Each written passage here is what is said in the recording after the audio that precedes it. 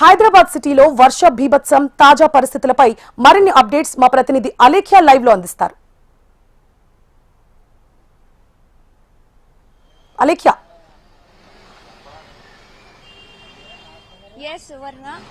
పశ్చిమ బంగాళాఖాతంలో వాయవ్య బంగాళాఖాతంలో ఏర్పడిన అల్పపీడనం కారణంగా రాష్ట్రంలో విస్తారంగా వర్షాలు కురుస్తున్నాయి. హైదరాబాద్ నగరంలో కూడా నిన్న కురిసిన వర్షం బీభత్సం సృష్టించిందని చెప్పుకోవచ్చు. ప్రస్తుతం మనం కృష్ణానగర్ లో ఉన్నాము. నిన్న కురిసిన వర్షానికి దాదాపు గంటన్నర కురిసిన వర్షం కారణంగా లోతట్టు ప్రాంతాలన్నీ కూడా జలమయమయ్యాయి. హైదరాబాద్ నగరం అంతా కూడా అతలకుతలమైందని చెప్పుకోవచ్చు. కృష్ణానగర్ అంతా కూడా లోతట్టు ప్రాంతాలన్నీ కూడా వరద నీటితో మునిగిపోయాయని చెప్పుకోవచ్చు. ప్రధాన రహదారులన్నీ కూడా నదులయ్యాయి. లోతట్టు ప్రాంతాలన్నీ కూడా చెరువులను తలపిస్తున్నాయి. చూడొచ్చు, ఇప్పటికీ కూడా వరద నీరు ఇంకా ఎక్కడికి పోకుండా కాలనీలోనే నిలిచిపోయిందని చెప్పుకోవచ్చు. దీంతో ఇక వెళ్లే కాలనీ వాసులు అయితే తీవ్ర ఇబ్బందులను ఎదుర్కొంటున్నారని చెప్పుకోవచ్చు. నిన్న కురిసిన వర్షం కారణంగా నిన్న ఆదివారం కాబట్టి కాస్తంత ట్రాఫిక్ జామ్ లేకపోవడంతో వాహనదారులు అయితే ఏమాత్రం ఇబ్బందులు తలెత్తలేదని చెప్పుకోవచ్చు. కాకపోతే కాలనీ వాసులు అయితే ఇళ్లలోకి నీళ్లు చేరడంతో అయితే తీవ్ర ఇబ్బందులను వచ్చిందని చెప్పుకోవచ్చు. ప్రస్తుతం మనతో పాటు అయితే ఇక్కడ కొంతమంది కృష్ణానగర్ కి సంబంధించిన కాలనీ వాసులు ఉన్నారు. ఒకసారి వారితో మాట్లాడి తెలుసుకుందాం. సార్, చెప్పండి, ఎలా ఉంది అసలు? నిన్న వర్షం పడింది కదా, మీరు ఎలాంటి ఇబ్బందులను ఎదుర్కొన్నారు? ఇక్కడ నా పేరు లియాఖత్ అలీ ఖాన్ మేడం. 40 సంవత్సరాల నుంచి ఇక్కడ ఉంటున్నాం మేము. ఇక్కడ చిన్న ఒక్క వర్షం పడితే సముద్రంలో తయారైపోతారు. ఇక్కడ బిజినెస్ మాత్రం జరుగుతలేదు. వర్షం పడితే 1 వీక్ వరకు ఇట్లనే ఉంటుంది. ఇక్కడైతే బిజినెస్ కూడా జరగదు. ఆల్రెడీ మొన్న టీం వచ్చింది, హైడ్రా టీం వచ్చింది, అన్ని టీంలు వచ్చినాయి.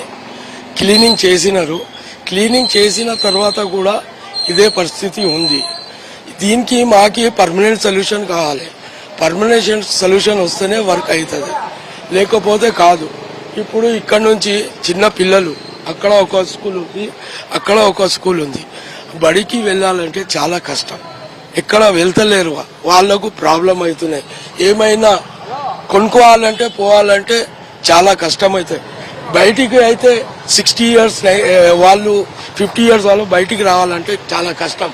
వాళ్ళు ఎట్లా వస్తుంది చూడండి, ఈ వర్షంలో ఎట్లా వస్తున్నారు. కాళ్ళకి మొత్తం అది అయిపోతుంది ఈ నీళ్ళ వల్ల. ఎందుకంటే ఈ వర్స్ట్ నీళ్ళు ఉంది. ఇప్పుడు మేము గవర్నమెంట్ నుంచి ఒకటే చెప్తున్నామంటే పర్మనెంట్ సొల్యూషన్ ఇస్తే రేవంత్ రెడ్డి మంచిగా ఉంటుంది. కృష్ణానగర్ లో అయితే వర్క్ చేస్తున్నారు, కానీ పర్మనెంట్ సొల్యూషన్ కావాలి. ఇంకా మా వాళ్ళు ఉన్నారు. సార్, చెప్పండి, వర్షాలు వచ్చినప్పుడు మీరు ఎన్ని సంవత్సరాలుగా ఇక్కడ ఉంటున్నారు? వర్షాలు వచ్చినప్పుడు ఎలాంటి సమస్యలు మీరు ఎదుర్కొంటున్నారు? మేడం, నేను 1976 నుంచి కృష్ణానగర్ లోనే ఉన్నాను. అప్పుడు ఇంత పబ్లిక్ లేదు, ఇన్ని బిల్డింగ్లు లేవు. అప్పుడున్న ప్రాబ్లం ప్రకారం అప్పుడు సాల్వ్ అయితే వచ్చింది. కాలక్రమేణా ఏంటంటే ఇక్కడ పబ్లిక్ పెరిగిపోయింది, నాలాలన్నీ మూసేశారు, రోడ్లన్నీ దగ్గరికి అయిపోయినాయి. దీనివల్ల చాలా ప్రమాద పరిస్థితుల్లో వాటర్ ప్రవహిస్తుంది. చాలా సార్లు బండ్లు అయి కొట్టుకుపోతాం, ఇవన్నీ జరిగింది.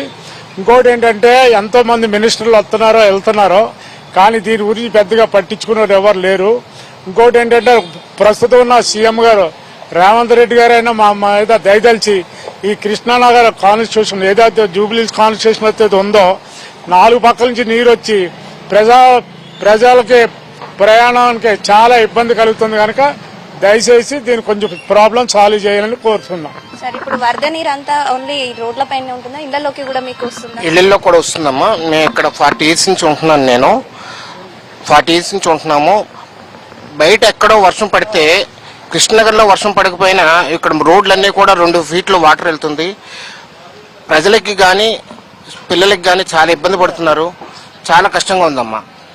ఇది ఇక్కడ కృష్ణానగర్ లో ఉన్న పరిస్థితి. ఇక్కడనే కాదు, నగరంలో వర్షం కురిసిన ప్రతిసారి కూడా కాలనీ అంతా కూడా లోతట్టు ప్రాంతాలన్నీ కూడా జలమయమైతే వరద నీరంతా కూడా ఇళ్లలోకి చేరుతోంది. నిన్న కురిసిన వర్షానికి దాదాపు నగర వ్యాప్తంగా 3 వ్యక్తులు అయితే గల్లంతయ్యారని చెప్పుకోవచ్చు. అంటే నగరంలో వర్షం వస్తే ప్రాణాలు పోవాల్సిందే అన్న దుస్థితి అయితే నెలకొందని చెప్పుకోవచ్చు. Over to studio.